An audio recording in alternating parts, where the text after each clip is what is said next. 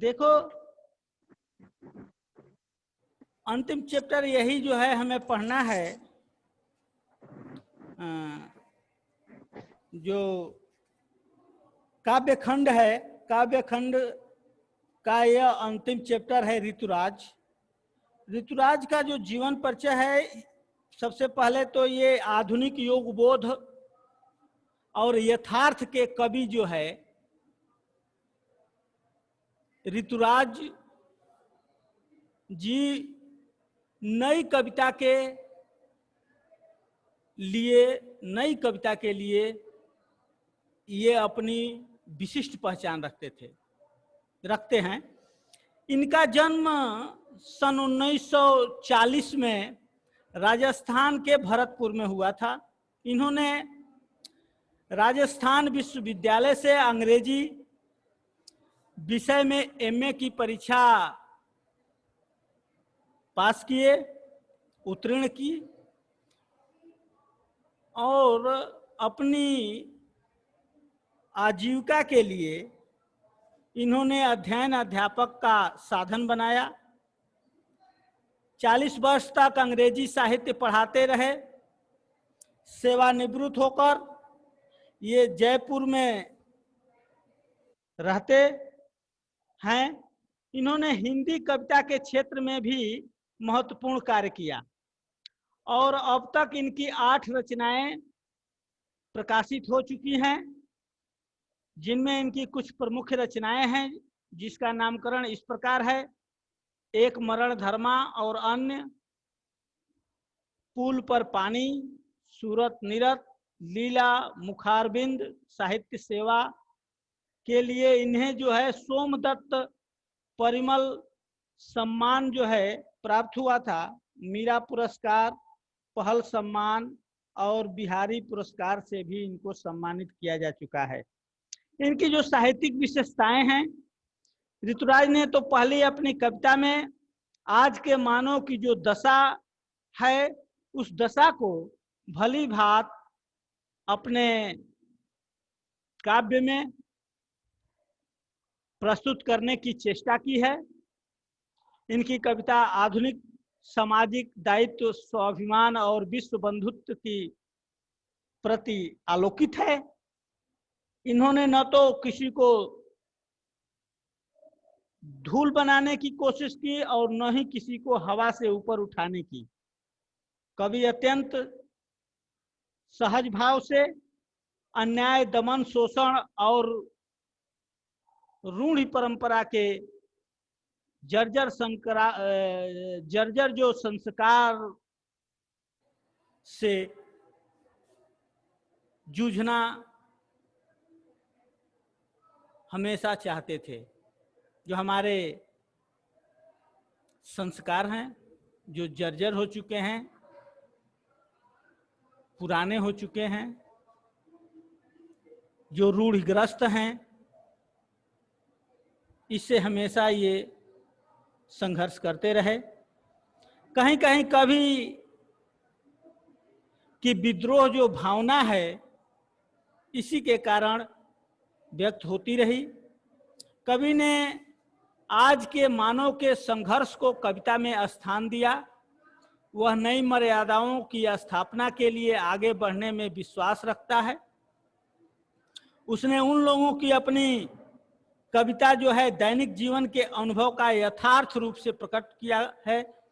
वे अपने आसपास रोजमर्रा में घटित होने वाले सामाजिक शोषण और विडंबनाओं पर दृष्टि डालते रहे हैं। इन्होंने परंपराओं से हटकर नए मूल्यों की स्थापना करने का भी प्रयत्न किया है। इनकी कविताओं में कोरी भावुकता नहीं है, बल्कि ये यथार्थ रूप से, प्रत्यक्ष रूप से दर्शन करने में सक्षम है।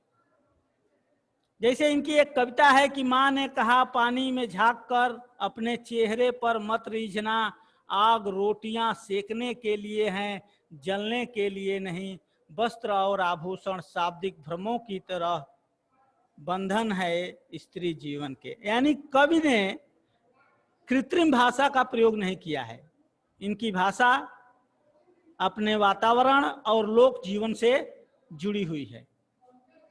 इन्होंने बिंबों का अपने काव्य में सजीव चित्रण किया है और जो इनकी शिल्पगत विशेषताएं हैं वह तत्सम तद्भव शब्दावली का सहज प्रयोग दिखाई देता है। कन्यादान इनकी यह कविता है जिसको पढ़ने से ही हमें मालूम होता है कि किसी कन्या का दान किया जा रहा है। जिस माँ जो है अपने बेटी के संबंधों की जो घनिष्ठता है उसी को प्रतिपादित करते हुए थोड़ा सा इस कविता का सार जान जाए कि कन्यादान में माँ बेटी का जो संबंध है वह किस तरह का संबंध है, इसी को इस कविता में दर्शाया गया है कि कन्यादान जो कविता है इसमें एक माँ अपने बेटी के आपसी संबंधों की जो घनिष्ठता है, जो आपस में माँ और बेटी का संबंध है, इसी को प्रतिपादित करते हुए नए सामाजिक मूल्यों को परिभाषित करने का प्रयत्न किया है। माँ जो है अपनी युवा होती बेटी के लिए पहले कुछ और सोचती थी, पर सामाजिक मूल्यों में जो परिवर्तन के कारण, जो सामाजिक मूल्यों में परिवर्तन हुआ, उस परिवर्तन के कारण अब वह जो माँ है वह कुछ और सोचती है। और कुछ और क्या सोचती है कि पहले उसके मन में कुछ अलग तरह के डर के भाव छिपे हुए थे, पर अब उसकी दिशा और मात्रा बदल गई है। इसलिए बदल गई है कि वह अपनी बेटी को परंपरागत उपदेश नहीं देना चाहती। उसके आदर्शों में भी परिवर्तन आ गया है। दूसरी बात कि बेटी ही माँ की अंतिम पूंजी होती है। बहुत महत्वपूर्ण बात, कान खोलकर सुन लें हमारे सारे बच्चे। बेटी ही माँ की अंतिम पूंजी होती है क्योंकि वह उसके सुख और दुख की साथी होती है। और पुत्र पिता का अंतिम पूंजी नहीं हो सकता, लेकिन माँ बेटी की अंतिम पूंजी होती है। ये कवि का मानना है और वास्तविक है, सत्य है। बेटी अभी पूरी तरह से बड़ी नहीं हुई है, पर वह भोली भाली और सरल है। उसे सुखों का आभास तो होता है, पर उसे जीवन के दुखों को ठीक से पहचाना नहीं है। कवि का अभिप्राय यह है कि वह जो बच्ची है सुख को तो अनुभव की है, लेकिन अभी दुख यानी कठिनाइयों का जो है अभी ठीक से वह पहचान नहीं कर पाती। वह धुंधले प्रकाश में कुछ तुक और कुछ लयबद्ध पंक्तियों को पढ़ने का प्रयास मात्र करती है, पर माँ ने उसे समझाते हुए कहा है कि उसे जीवन में संभल कर रहना पड़ेगा। वह अपनी बेटी को पानी में झांककर अपने ही चेहरे पर न रिझने और आग से बचकर रहने की सलाह देती है। आग क्या है? आग जो रोटियां होती हैं वह सेकने के लिए होती हैं, न कि जलने के लिए। वस्त्रों और आभूषणों का जो लालच है उसे जीवन के बंधन में डालने का कार्य करता है। लालच बुरी बला है। वह माँ अपने बच्ची से ये सारी बातें बताती है। इससे वह सीख देती है कि हमें किससे बचना चाहिए। पहली तो आग से, क्योंकि आग जो है रोटी सेकने के लिए होती है, जलने के लिए नहीं। और हमें वस्त्रों और आभूषण पर कभी लालच नहीं करना चाहिए, इसके बंधन में हमें नहीं पड़ना चाहिए। फिर माँ ने कहा कि उसे लड़की की तरह दिखाई नहीं देना चाहिए। तीसरी बात क्या कहती है? आत्मनिर्भर रहना है, लड़की की तरह नहीं दिखाई देना चाहिए, उसे सहज, सचेत और दृढ़ होना चाहिए। ये भी बहुत महत्वपूर्ण बात है। कैसा होना चाहिए कि उसे सहज, सचेत और दृढ़ होना चाहिए। फिर कहती है कि जीवन की हर स्थिति का निर्भयता पूर्वक डट कर सामना करना चाहिए।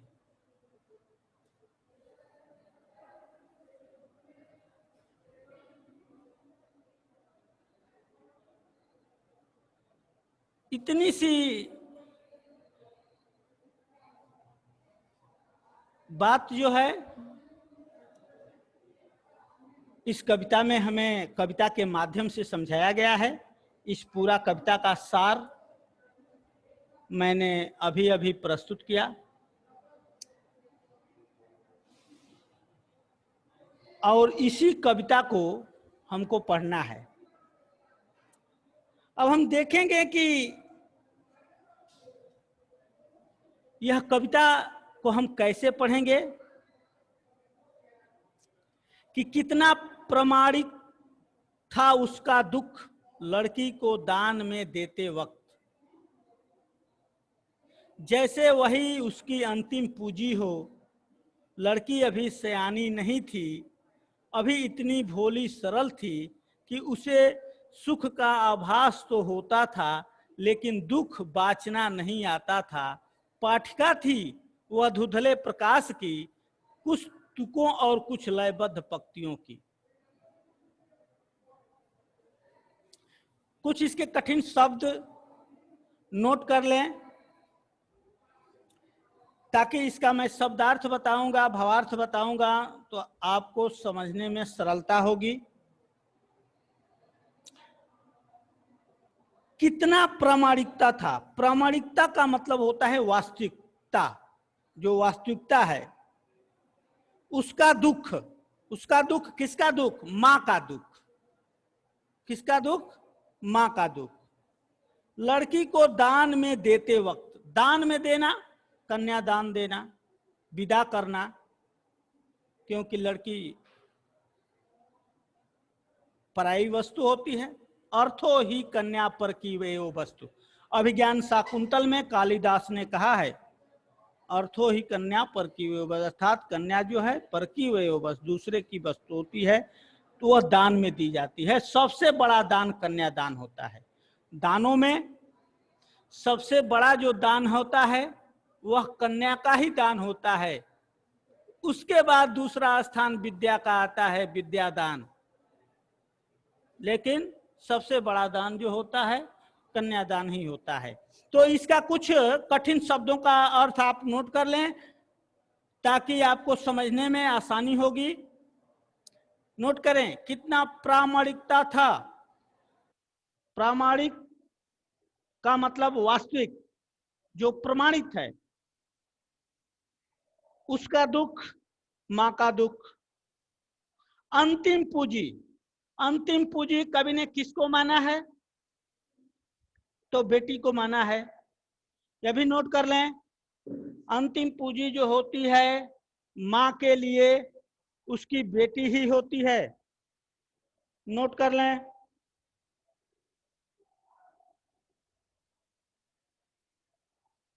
अंतिम पूंजी जो है बेटी ही है। वक्त का मतलब होता है समय। वक्त का मतलब होता है समय।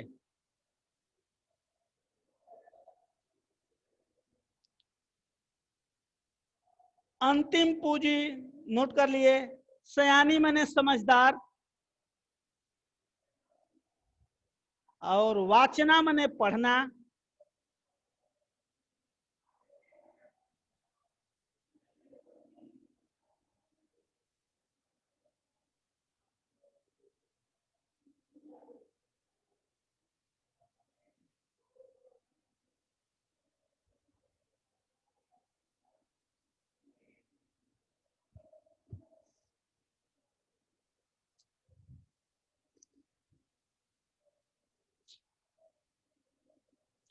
कवि कहता है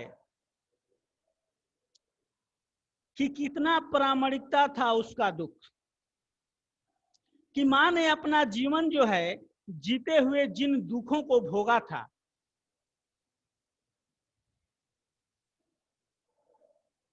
जिस दुखों को मां ने सहा था, कन्यादान के समय लड़की को दान में देते वक्त, यानी कन्यादान देते समय अपनी बेटी को वह समझाना और उसे इसकी जानकारी देना उसके लिए बहुत ही आवश्यक था। लड़की को दान देते वक्त जैसे वही उसकी अंतिम पूंजी हो।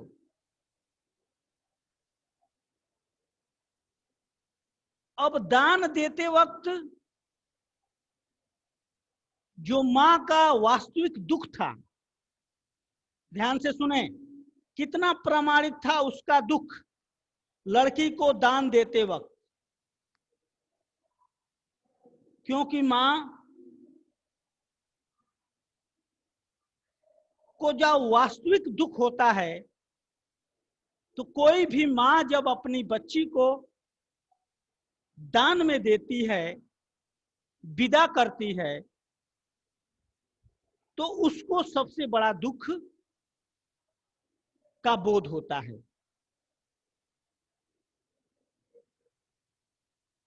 तो उसी का वर्णन करते हुए यहां कवि कहता है कि उसकी जो बेटी है वह तो क्या है, उसकी अंतिम पूंजी है, अंतिम संपत्ति थी। लेकिन लड़की अभी सयानी नहीं थी, लेकिन फिर भी मन में क्या और उसके भाव जागृत हो रहा है। उधर तो लड़की को विदा करती है, दान में देती है, लेकिन मां के अंदर क्या क्या भाव जागृत हो रहे हैं इसका वर्णन किया है कि लड़की अभी सयानी नहीं थी। दान देते समय जो प्रामाणिक था, वास्तविक था, जो मां का दुख,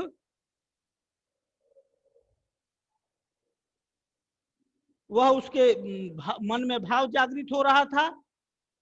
और जो ही मां यह भी सोचती थी कि यह बेटी जो है मेरी अंतिम पूंजी है, तभी वह लड़की अभी सयानी नहीं थी, यानी जीवन के जो सारे सुख और दुख वह अपनी बेटी के साथ बांटना चाहती थी। क्योंकि अभी इतनी भोली और सरल थी, भले ही वह अपनी बेटी का विवाह कर रही थी, पर अभी उसकी बेटी अधिक समझदार नहीं थी, ऐसा उस मां का मानना है। समझदार नहीं थी, उसे दुनियादारी को समझा नहीं था, अभी इतनी भोली सरल थी कि उसने सुख का आभास तो होता था लेकिन दुख बांचना नहीं आता। इतनी भोली भाली, इतनी सीधी थी कि वह दुखों की जो उपस्थित है उसको तो महसूस तो करती थी, पर कविता जो है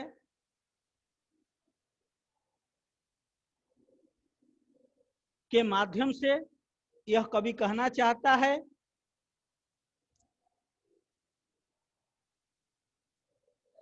कि उसको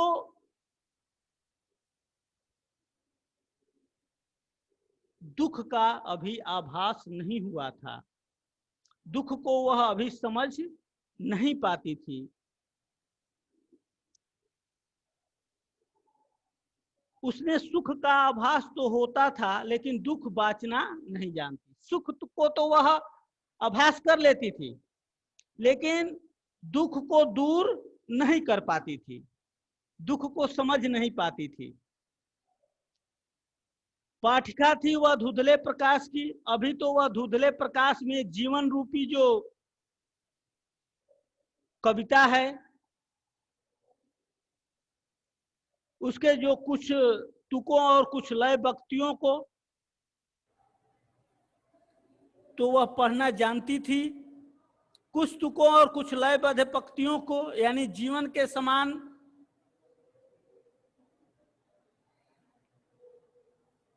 जीवन के जो सामान्य ज्ञान है उसको वह प्राप्त करना चाहती थी, पर उसको अर्थ को नहीं समझ पाती, अर्थात वह दुनियादारी की जो ऊंच नीच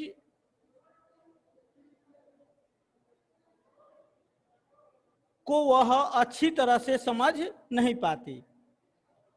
इसमें इतनी समझदारी नहीं आई थी कि वह दुनिया के भेदभावों को समझकर स्वयं निर्णय कर सके, यह इसका अभिप्राय है। फिर से इस पूरे लाइन का एक बार भावार्थ प्रसंग सुन लें कि प्रसंग हम इसको कैसे लिखेंगे। प्रसंग तो हम इस प्रकार इसका लिखेंगे कि प्रस्तुत अवतरण हमारी पाठ्य पुस्तक क्षितिज भाग 2 में संकलित कविता जो है कन्यादान से लिया गया है। इसके रचयिता ऋतुराज जी हैं। वर्तमान समय में जीवन मूल्य जो है बदल गए हैं। माँ अपनी बेटी के लिए केवल भावुकता को महत्वपूर्ण नहीं मानती, बल्कि अपने संचित अनुभवों की जो पीड़ा का ज्ञान है वह माँ अपने बच्ची को देना चाहती है। वह उसे भावी जीवन का जो यथार्थ पाठ है वह पढ़ाना चाहती है। और किस तरह पढ़ाती है कि माँ ने अपना जो जीवन जीते हुए जिन दुखों को भोगा था, कितना प्रामाणिकता था, कितना प्रामाणिक था उसका दुख, लड़की को दान में देते वक्त जैसे वही उसकी अंतिम पूंजी हो। लड़की अभी सयानी नहीं थी, अभी इतनी भोली सरल थी कि उसे सुख का आभास तो होता था लेकिन दुख बाँचना नहीं आता था। पाठिका थी वह धुंधले प्रकाश की, कुछ तुकों और कुछ लयबद्ध पंक्तियों।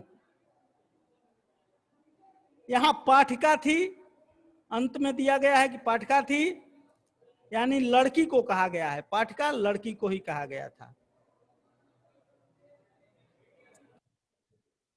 तो इसको हम इस तरह देख सकते हैं, इसका व्याख्या कि माँ ने अपना जीवन जीते हुए जिन दुखों को भोगा था, सहा था, कन्यादान के समय अपनी बेटी को वह सब कुछ समझाना, सब कुछ जानकारी देना चाहती है और आवश्यक समझती है कि उसकी बेटी भी उसकी अंतिम संपत्ति थी। लेकिन जीवन के सारे सुख दुख वह अपनी बेटी के साथ ही बांटती थी। चाहे वह बेटी का विवाह कर रही थी, पर अभी उसकी बेटी अधिक समझदार नहीं थी। यह भी मानती है कि उसने दुनियादारी को नहीं समझा था। वह अभी बहुत भोली और सीधी साधी थी। वह दुखों को उपस्थित को महसूस तो करती थी, लेकिन अभी उसे दुखों को भली भांत, यानी सुखों को तो महसूस करती थी लेकिन दुखों को भली भांत समझना और उसको पढ़ना या जांचना नहीं आता था। लेकिन ऐसा लगता है कि अभी वह धुंधले प्रकाश में जो जीवन रूपी कविता है और इसके तुकों और कुछ लयबद्ध पंक्तियों को पढ़ना ही जानती थी, पर उसे अर्थ समझना उसे नहीं आता। यहां भी एक तर्क देती है, अर्थात उसके कहने का अभिप्राय यह है कि दुनियादारी का जो ऊंच नीच को उसने अभी भली भांत नहीं समझी थी। इसमें इतनी समझदारी उस बच्ची में, उस लड़की में अभी इतनी समझदारी नहीं आई थी कि वह दुनिया के भेदभाव को समझकर स्वयं निर्णय ले सके।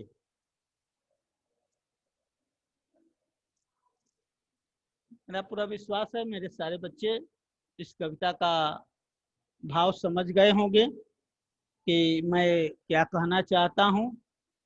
अंत में यह कहना चाहता हूं कि माँ और बच्ची का जो प्रेम है वह वास्तविक प्रेम है।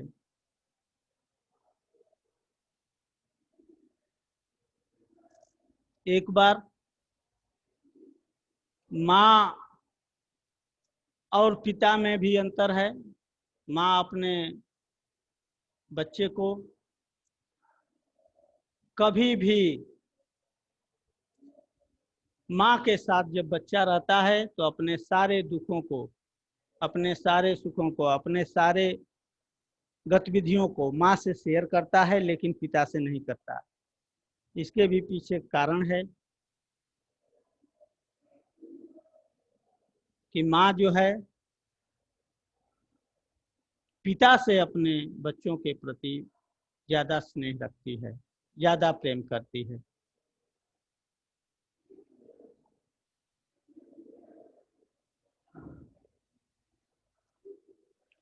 यही इसका भाव है। इसमें हम समझेंगे, जैसे इससे और किस तरह से प्रश्न पूछे जाएंगे। अब जैसे कह दिया जाए कि इस अवतरण में निहित भावार्थ स्पष्ट कीजिए, तो हमको भावार्थ किस तरह से स्पष्ट करना है कि कवि ने कविता के द्वारा बदल चुकी वर्तमान जो सामाजिक व्यवस्था की ओर कवि ने संकेत किया है कि माँ के पास अब बेटी के विवाह के समय उसके प्रति कोरी भावुकता और प्रेम का भाव नहीं होता, बल्कि वह अपनी बेटी को शिक्षा देते समय जीवन भर के इकट्ठे अपने अनुभवों की पीड़ा को प्रामाणिक रूप से प्रकट करती है, ताकि वह उन अनुभवों से शिक्षा ले और अपने जीवन को सही ढंग से जिए, वह जीवन में भी कभी कष्ट न उठाए। आप देखे होंगे कि गांव घर की महिलाएं अपने पर उदाहरण देती हैं कि मैंने ये किया, मैंने वो किया, मैंने ये काम किया, अभी तो तुम कुछ नहीं कर रही हो। ये सारा अनुभव व्यक्त करना, तो इस तरह का इसमें भावार्थ है। माँ के दुख को कवि ने क्या माना है, तो कवि ने माँ के दुखों को प्रामाणिक माना है, क्योंकि उसने अपने जीवन में उन सारे दुखों को, जो सामाजिक दुख हैं, जो उस माँ के मानसिक दुख हैं, सारे दुखों को माँ ने सहा है, इसलिए कवि ने प्रामाणिक शब्द का प्रयोग किया है। तीसरा इसमें क्वेश्चन कि अंतिम पूंजी कौन और क्यों थी, तो माँ की अंतिम पूंजी बेटी थी, क्योंकि वह अपने जीवन के हर सुख दुख उसके साथ बांटती है, और बेटी ही माँ के सबसे निकट और उसके दुख सुख की साथी होती है। ठीक है। एक और इसमें क्वेश्चन पूछा जा सकता है कि विवाह के समय लड़की कैसी थी, विवाह के समय लड़की कैसी थी, तो विवाह के समय लड़की भोली भाली और सीधी साधी थी। यह लाइन आया है ना कि लड़की अभी सयानी नहीं थी, अभी इतनी भोली भाली सरल थी। अगला क्वेश्चन सुन लें, लड़की को किसका आभास था, लड़की को किसका आभास था, तो लड़की को सुख का आभास था, क्योंकि माता पिता ने उसे केवल सुख ही प्रदान किए थे, उन्होंने अपनी बेटी को दुखों का अनुभव होने ही नहीं दिया था। ठीक है। अगला क्वेश्चन सुने। अभी अभी बताया कि पाठिका थी वह धुतले प्रकाश की, पाठिका किसे कहा गया, तो पाठिका उस लड़की को कहा गया जो जीवन के सामान्य ज्ञान को अभी प्राप्त कर रही थी, जो सामान्य जीवन जीने का जो पाठ है अभी तो उसको ही वो कर रही थी। ठीक है, इसी तरह के प्रश्न इसके पूछे जाएंगे,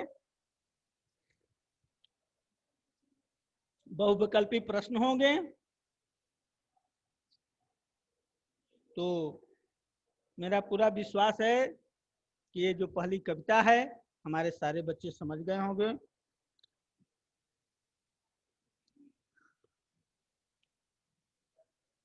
चूंकि समय कम है न, दूसरे कविता का भी मैं प्रसंग और भावार्थ बताने का प्रयास करता।